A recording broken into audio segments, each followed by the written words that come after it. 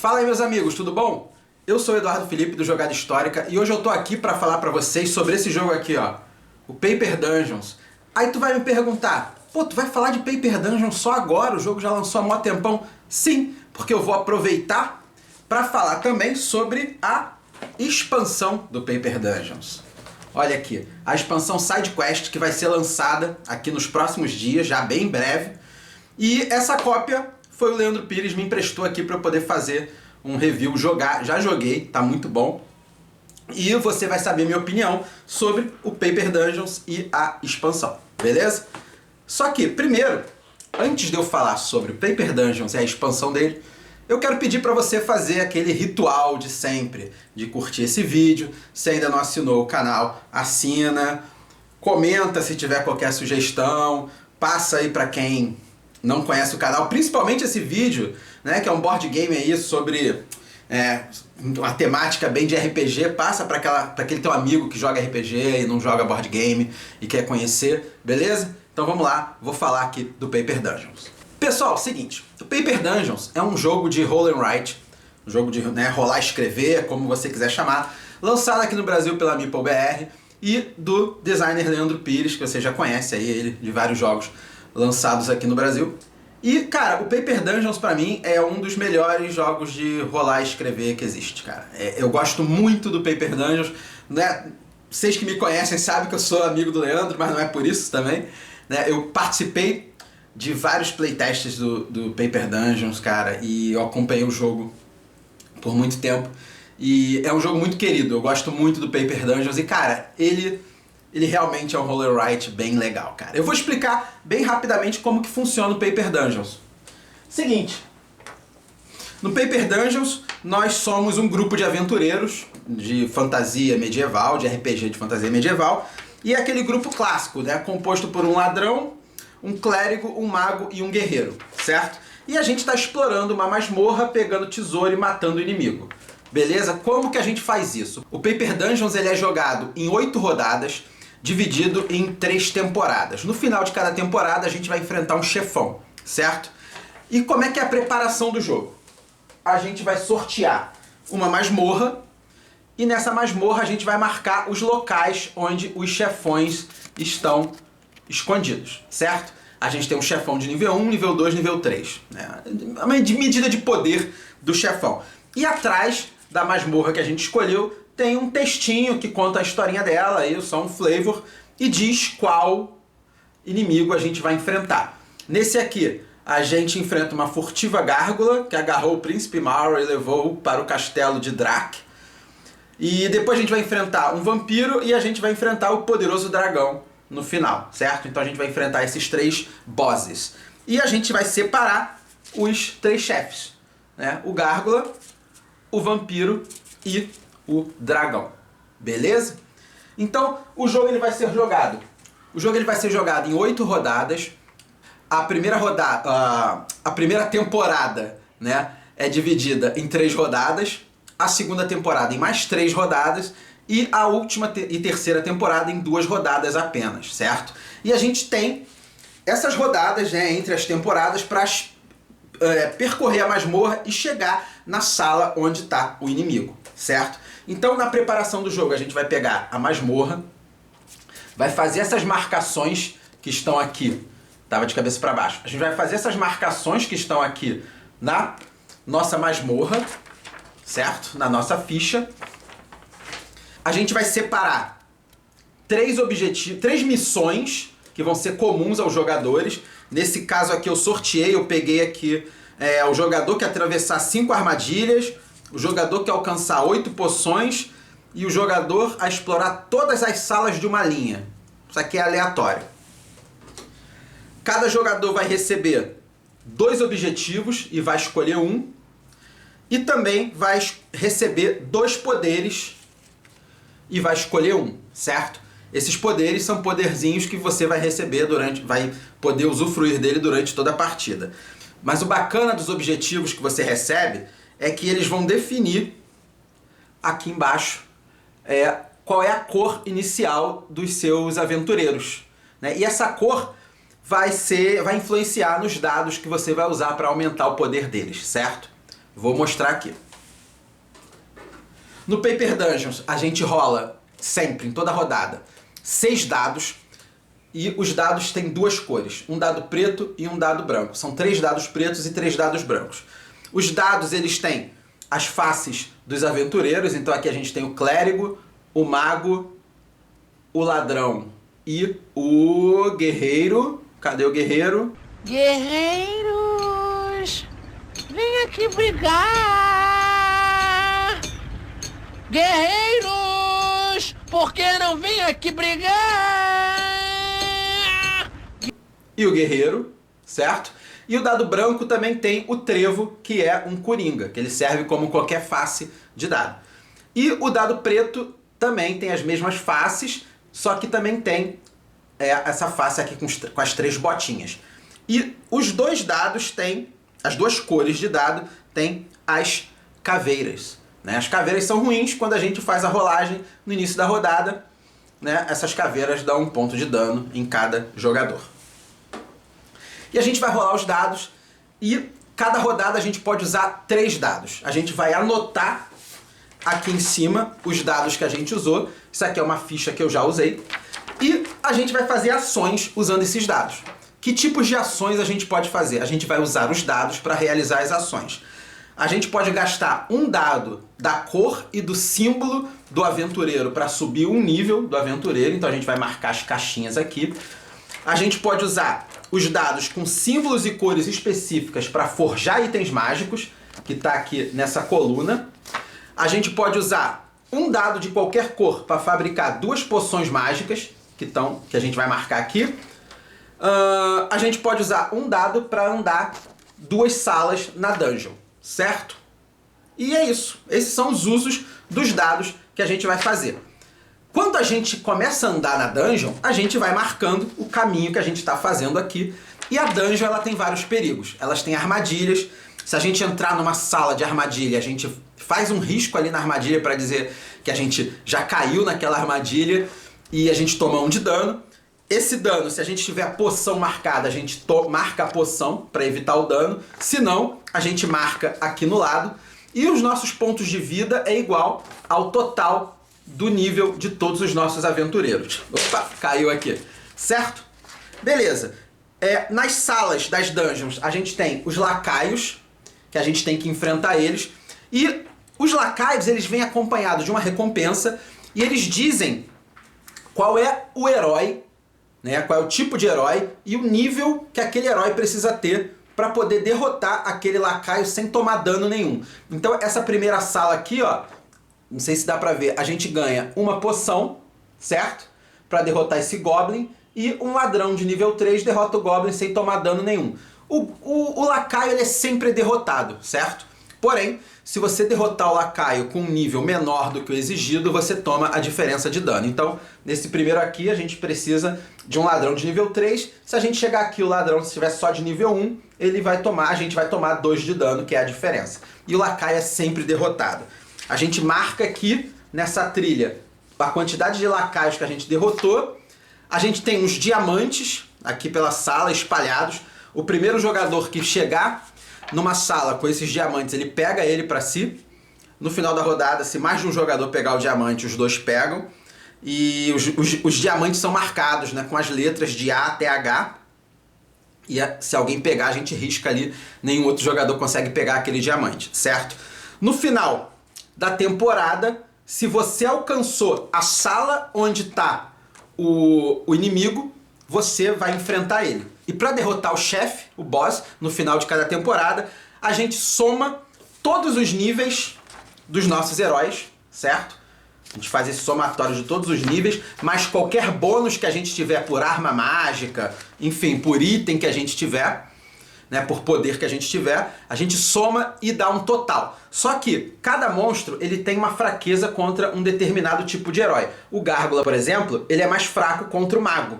Então, o nível do Mago vai contar 2 vezes. A gente vai contabilizar e vai ver se alcançou algum desses valores marcados nesses espaços azuis aqui, certo? O mínimo que a gente precisa para derrotar o Gárgula é 9 de força. Então, quem chegou a 9 de força derrota o Gárgula, toma 3 de dano e ganha 2 pontos de vitória.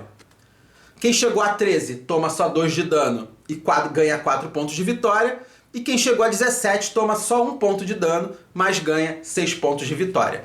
E o jogador que mais deu dano no monstro vai ganhar uma recompensa que está mostrada aqui. Caso você não consiga chegar no mínimo para derrotar o monstro, ou não chegue na sala dele, né, não tenha passado pela sala dele no final da temporada, isso quer dizer que seu grupo de aventureiros eles fugiram do monstro e você, né, vai perder pontos de vitória, certo? A gente tem aqui também um modo para jogar solo, tá? Onde as pedras preciosas vão desaparecendo, tá? O jogo solo do Paper Dungeons é bem legal.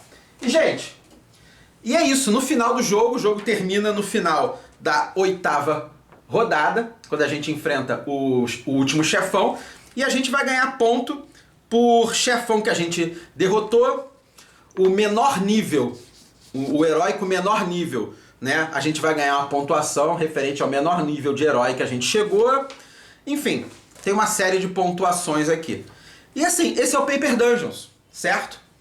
Aí eu sempre pensei no seguinte quando eu joguei o Paper Dungeons. Eu falei, gente, tem um ladrão no grupo, tem armadilha nas salas, por que raios não tem como o ladrão desarmar a armadilha, né? Eis que eu recebo aqui, emprestado pelo meu amigo Leandro Pires, a expansão do Paper Dungeons, a expansão Side Quest, que traz um monte de coisa legal pro jogo. E eu vou mostrar aqui pra vocês o que a expansão traz, agora que você já conhece pelo menos um básico do jogo base. Um básico do jogo base, beleza? Cara, a expansão do Paper Dungeons se chama Side Quest por quê? Uma das principais coisas que a expansão trouxe são Side Quests. Isso mesmo. No início do jogo, cada jogador recebe 2 Side Quests. E as Side Quests, elas têm um textinho de flavor, certo? E elas são marcadas no mapa, o local onde você tem que cumprir essas Side Quests. Aí tá. É o seguinte. A expansão Side Quest, você tem novas masmorras e também uma nova folhinha, um novo bloco. Esse bloco aqui foi o que eu já joguei, tá? E você tem algumas novas ações. A masmorra é nova por quê? Porque agora ela mostra também um local onde fica um baú de tesouro e o local onde as 2 side quests devem ser cumpridas. E também traz algumas mudanças na dungeon. A gente tem salas intransponíveis. Essas salas todas pretas a gente tem que pintar na ficha e essas salas você é impossível de passar, certo? É como se fosse um paredão sem nada ali. São salas que você não consegue passar. Então, muito ligado nisso, na diferença que a gente tem... eu não sei onde eu coloquei a outra masmorra. Mas a diferença que a gente tem muito mais elementos nessa nova masmorra aqui. A gente tem o local das side quests e o local do baú do tesouro. A masmorra que a gente utiliza na expansão é diferente. A gente ganha 2 side quests. As side quests, elas têm 3 missões que a gente precisa cumprir, certo? A primeira... E as missões são o seguinte, a gente vai gastar um dado no jogo, igual ao jogo base. A gente vai gastar um dado para cumprir uma etapa da side quest. E a gente pode cumprir em qualquer ordem. A primeira etapa, a gente precisa usar um dado de uma cor específica, não importa o símbolo. O segundo, a gente precisa usar um símbolo específico, não importa a cor. E por último, a gente precisa um símbolo e uma cor específica. No caso dessa side quest aqui, que se chama Obter Informações, prisioneiros escaparam das profundezas e disseram que os monstros seguem ordens de um comandante misterioso. Precisamos saber mais sobre este antagonista terrível. Então, a gente tem que cumprir essas 3 etapas aqui. A primeira etapa, a gente usa um dado preto. A segunda, um dado com o símbolo do ladrão. E a terceira, um dado preto com o símbolo do guerreiro, certo? E aqui do lado, tem quantos pontos de vitória a gente ganha quando a gente chega na sala daquela side quest com 1, 2 ou 3 etapas cumpridas. E aí é o bacana, porque o novo bloco, ele vem Deixa eu ajeitar aqui. O novo bloco, ele vem um espaço para você marcar onde são as side quests. Ele tem um espacinho aqui no lado, ó. Não sei se dá para ver. Ele tem um espacinho aqui, ó, para side quest 1 e para side quest 2. Então você vai botar ela aqui do lado para indicar que essa é a side quest 1 e aqui a side quest 2.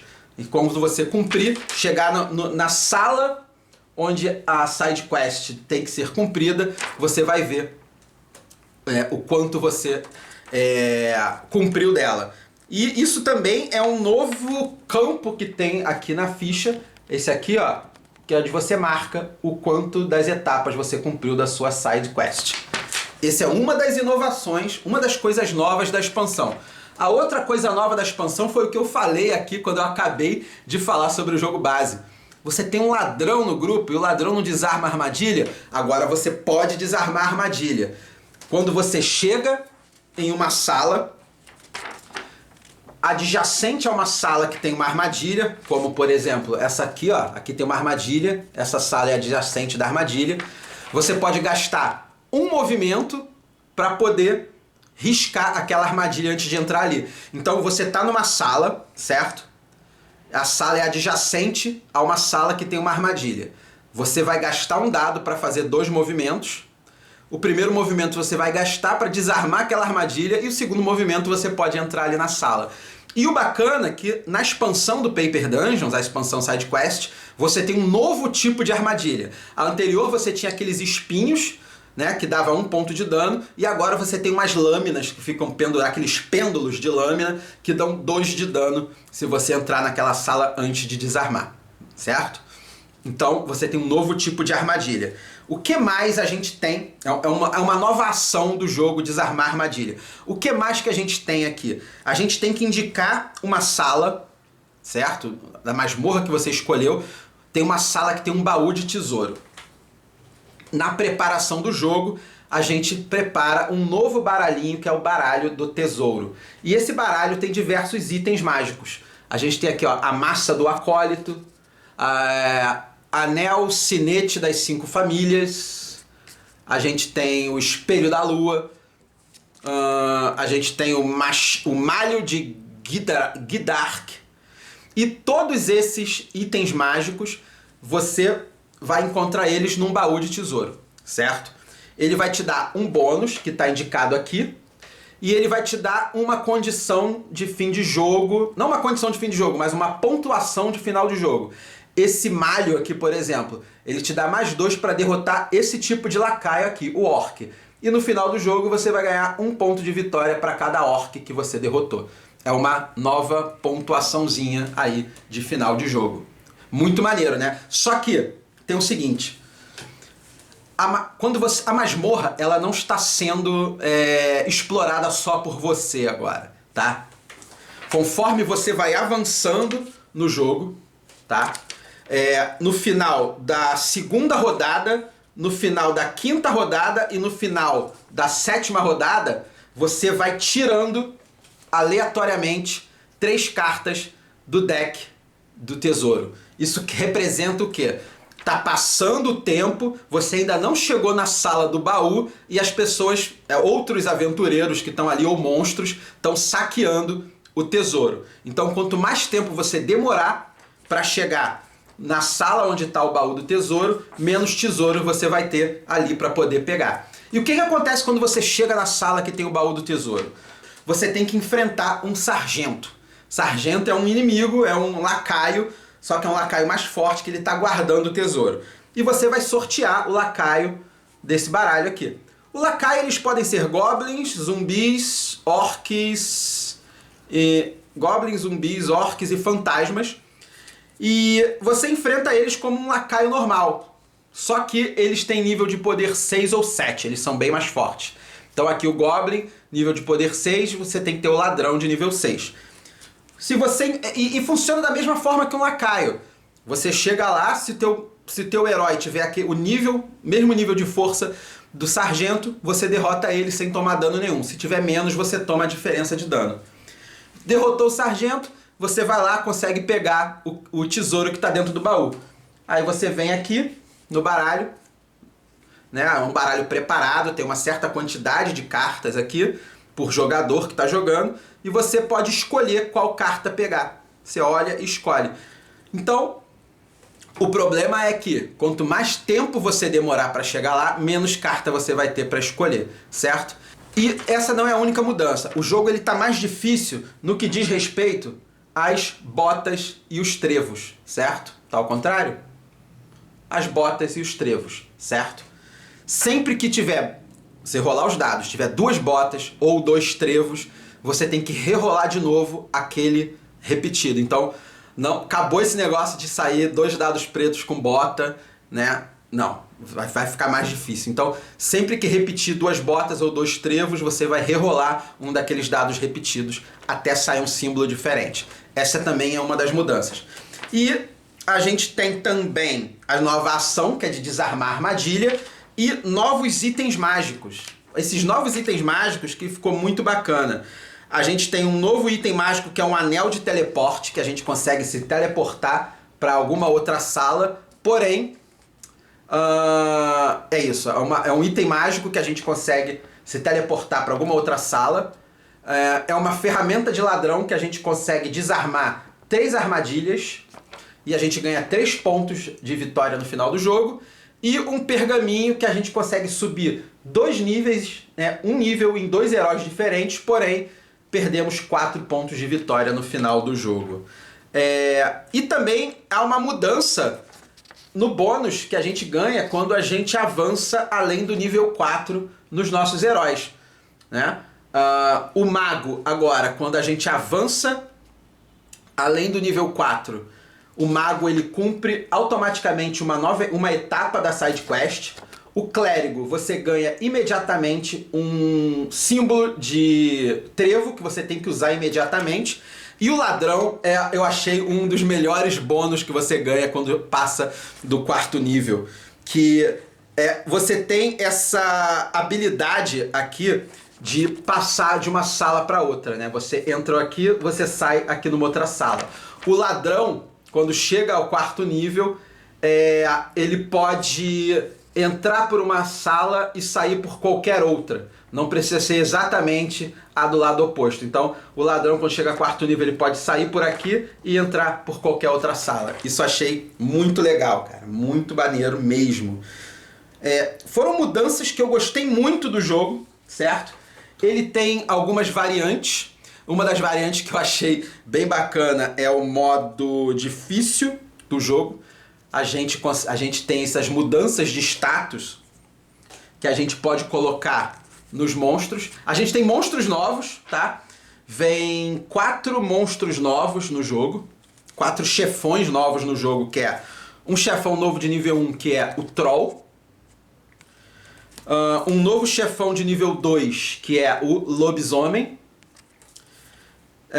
Um novo chefão de nível 3, que é o Lorde das Profundezas. E um novo chefão de nível 3 também, que é a Bruxa. E a gente consegue deixar esses chefes ainda mais difíceis, né, colocando aqui essa pecinha que aumenta aqui a dificuldade deles. Então esse Troll aqui é 9, 13, 17. Tem esse aqui que pode mudar para 10, 14 ou 18. Basta a gente colocar aqui em cima, certo? E, gente, esse é o Paper Dungeons e a expansão Side Quest, que vai ser lançada muito em breve, agora aí nos próximos dias, a partir da publicação desse vídeo, certo? Gostou? Compartilha com seus amigos, curte esse vídeo e se você ainda não assinou o canal, assina aí. Espero que tenha gostado. Valeu, pessoal!